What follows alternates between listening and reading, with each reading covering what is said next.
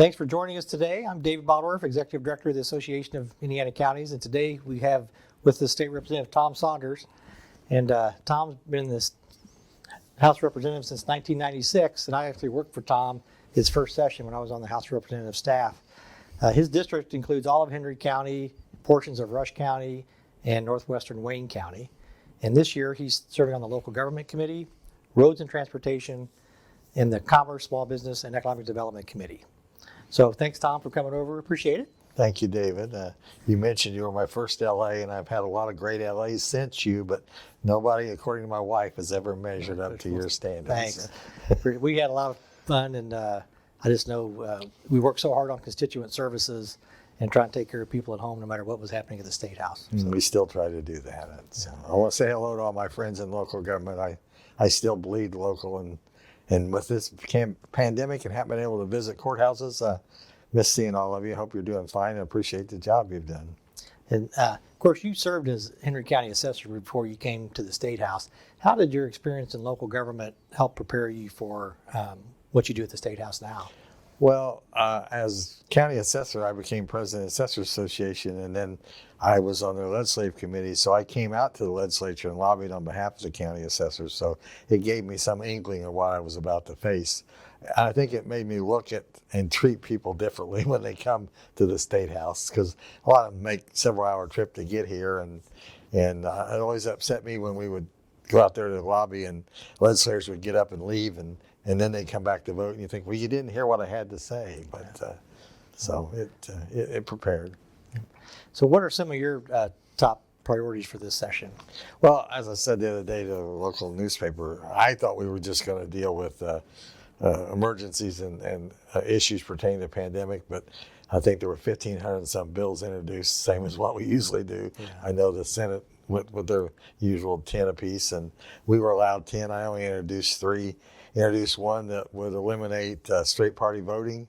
We're one of only 17 states in the nation that still do that. And part of my concern about that is if you're a county councilman and you're on the ballot and I go in and vote straight Republican, I need to go down and vote for you.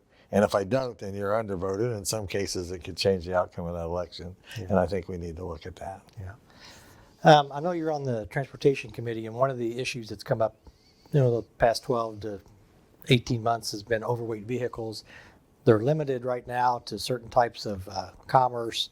There's been discussion about opening that up to any vehicle, no matter what they're transporting, could be overweight. Have you all talked about that yet in the Transportation Committee, and what are your thoughts on that? We haven't really talked about it. We had a summer study committee and talked about the issue, and at that time I told the chairman of the committee I had concerns with that, probably wouldn't vote for it. I mean, it's all right if those vehicles stay on the state highway, but we all know that they get out on county roads and city and municipality roads, and they cause problems because those roads weren't built to take that weight. We have chosen winners and losers in who can transport heavy weight, and I'm not in favor of increasing the weight limit on trucks. We unfortunately I represent I-70 in my district, and we've had several families killed with trucks not stopping and just running over them. And then I saw this summer where there's been a lot of construction on 70. They've gotten off on US 40, or they'll get off on State Road 3, go to the first county road and go north, thinking it'll take them east, and it doesn't. And they're just tearing up county roads. So if we could figure out some way that the counties could reimburse for that damage, I might look at it a little differently. Yeah, well, I appreciate that. And that is a big issue for us. And again, we're all pro-economic development, and we want to, have that commerce, created in the state and distributed through the state, but it is a problem for county roads. Another big issue this session we anticipate is siting of wind towers and solar fields. We're strong believers in local control. We kind of went through this issue a couple years ago with CAFOs. What do you think about, how much influence counties or locals should have on siting of, solar and wind towers? Well, I'm a big local control person, and I know of the counties I represent, Wayne County, Henry County, and Rush County. In Rush and Henry County, anybody was perceived as pro-wind in the last 2 elections was defeated. So I think the voters spoke in my district that they didn't want wind in their neighborhood. There's a couple of proposed solar farms in my district. Henry County does not have a solar ordinance in place at this time. The commissioners objected to the solar parks at this time until they get a solar ordinance in place, and they don't have a problem with solar. But I do think it's a local issue. I don't know how somebody in Indianapolis should be able to, which we do it all the time, but somebody in Indianapolis should be able to tell the county commissioners and county council who are listening to the voters that no, if we make these decisions and they meet these 3 criteria, you have no say-so in the matter. So, but I will urge you all, I know there are counties in the state who have voted down wind and solar.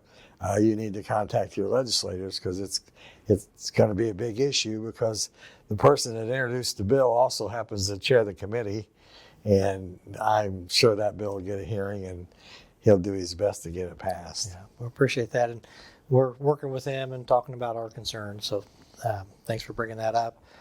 Now, some of our questions we're asking all of our people who come over to do interviews. Who is your favorite Indiana musician or band?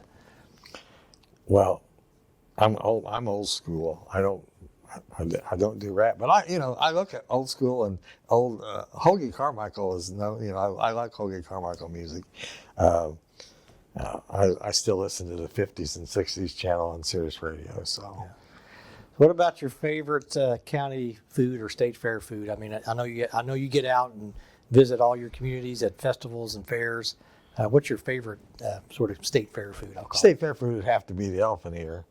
But, all these guys that are listening to this, county officials, they've all campaigned like all of us. And you go to the chicken noodle dinners and the pancake breakfasts. And I always thought we ought to keep a book in the county, because there are some really good cooks in the county and there's some really bad cooks in the county.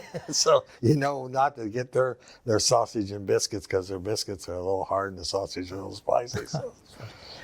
So what about your favorite Indiana sport team, either college or pro? Anybody that's playing at the Hoosier Gym in Knightstown. That's good. Yeah. So we appreciate that. Any parting comments for us? No, I appreciate, it's been an exceptional year for all of us, and appreciate the job you all do. And it's not easy.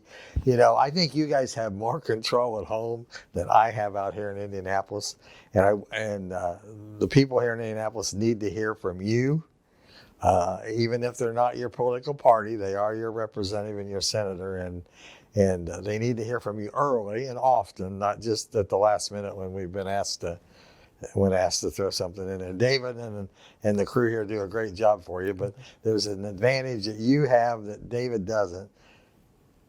You can vote for me or against me, and David can't. So I would urge you to use that and try to help these guys get your legislation adopted.